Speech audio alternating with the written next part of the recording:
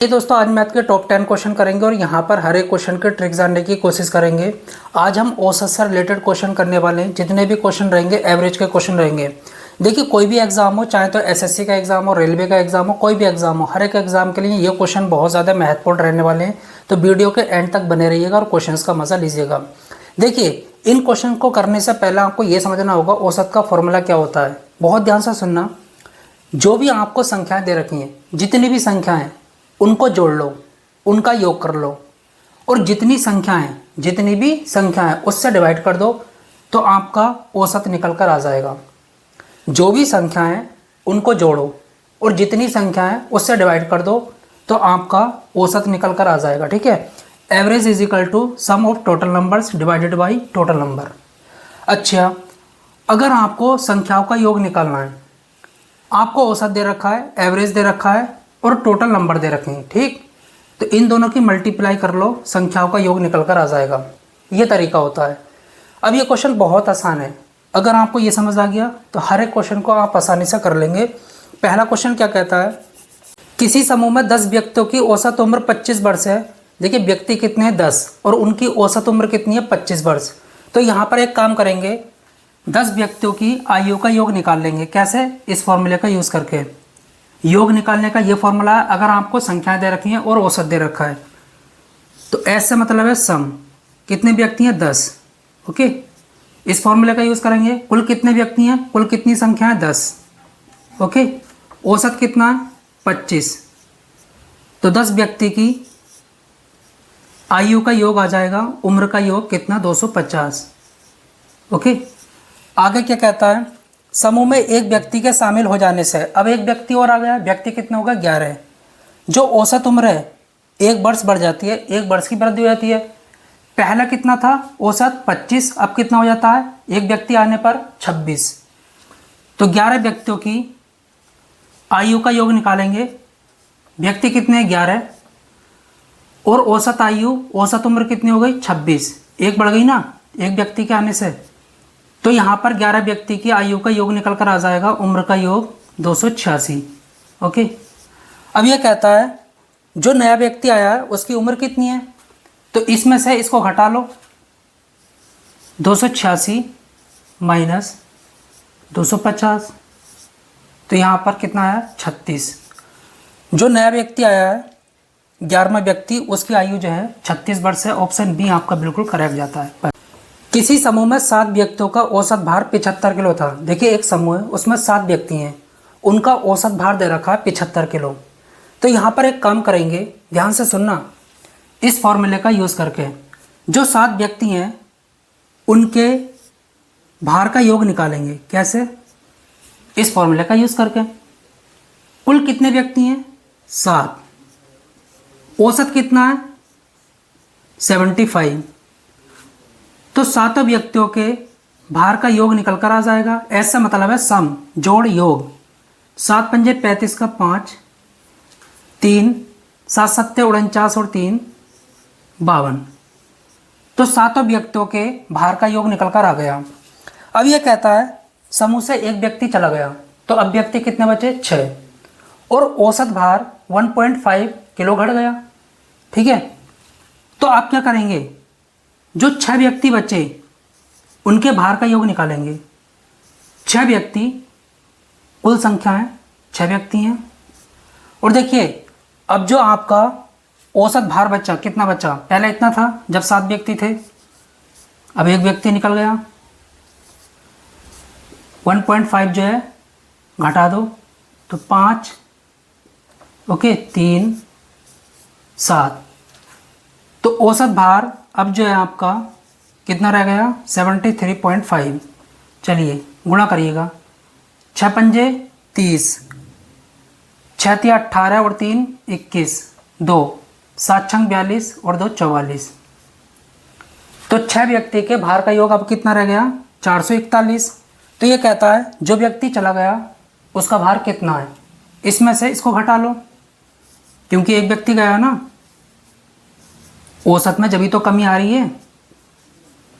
Okay, चलिए 4, और यहाँ पर कितना बचा, यहाँ पर कितना बचा, 5 में से 1 गया 4, 12 में से 4 गया 8।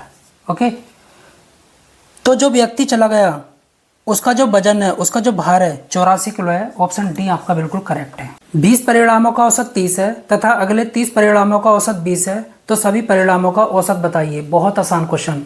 इस फॉर्मूले का यूज़ करेंगे। हम क्या करेंगे, पहले 20 परिणामों का योग निकाल लेंगे।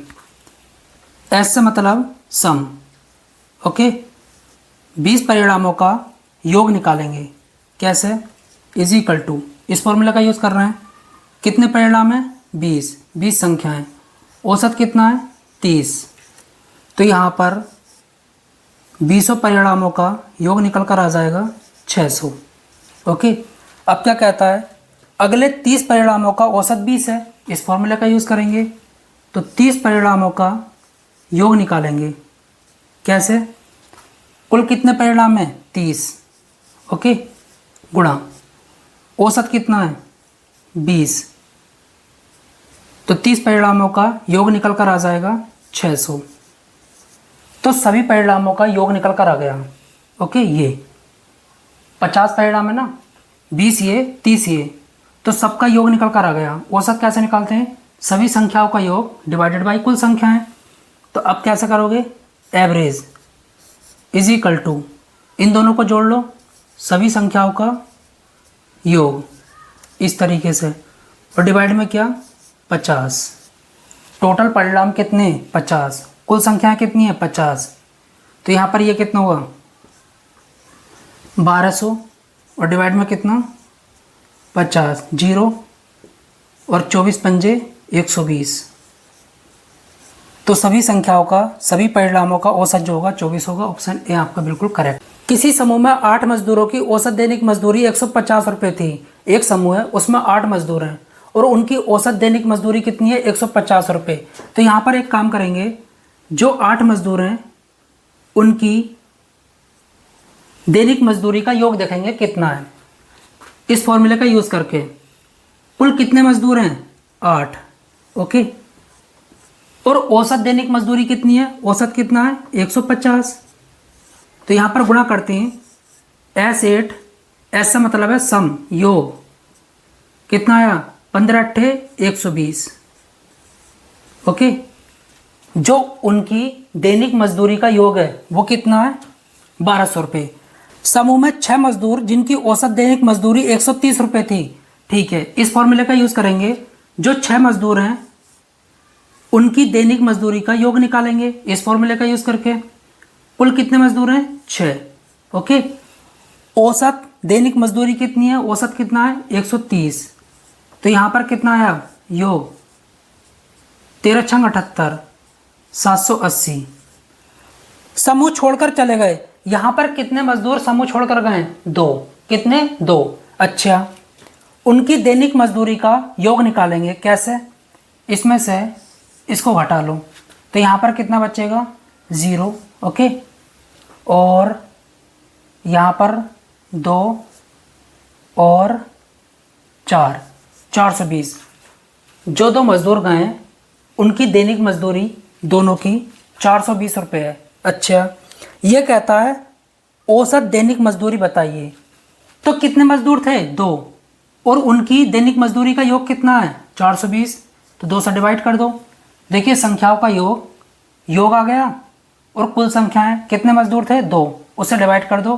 तो यहाँ पर कितना आ जाएगा, 2, 1, 0। तो औसत दैनिक मजदूरी कितनी होगी, 210। ऑप्शन यहाँ पर बी बिल्कुल करेक्ट जाता है। किसी परीक्षा के प्रथम 10 छात्रों के औसत प्राप्तांक 45 है। तो यहाँ पर इस फॉर्मूले का यूज़ करेंगे। जो प्रथम 10 छात्र हैं उनके प्राप्तांकों का योग निकालेंगे। यहाँ पर कुल संख्या है, कुल कितने छात्र हैं, 10। ओके, और औसत प्राप्तांक कितना है, 45। औसत कितना है, 45। तो यहाँ पर 10 छात्रों के प्राप्तांकों का योग निकल कर आ जाएगा 450। ओके, आगे क्या कहता है, अगले 15 छात्रों के औसत प्राप्तांक 40 हैं।